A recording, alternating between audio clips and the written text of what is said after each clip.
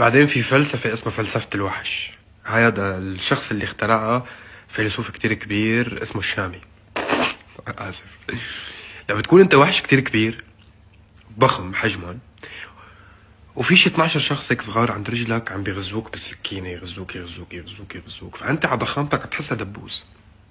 فانه انت طلعت فيهم هيك انه طب ما زيحوا شوي، انه حاج غزغزة صبرت. بقى الثاني حكتك رجلك 12 واحد نازلين بالسكينة برجلك، فانه هيك زحتها هيك شوي انت لتحكى، قاموا على صغرهم هن محيتهم كلياتهم هيك فرمتهم يعني. بيجي العالم كلياتها خرب بيتك من حالك، انت معست 12 شخص هلا. طب يا جماعه اللي كانوا عم بيغزوني بالسكينه بس هن صغار، فانتوا تعاطفتوا معهم لانه هن صغار ولاني انا قوي يعني. ما فهمت، بس هن عم بيغزوني. هي ردة فعل مغذاية باللاوعي تبعي، بس هن هذا الفعل تبعهم، هي ردة فعل غير يعني. ما خصني اني وجعوني.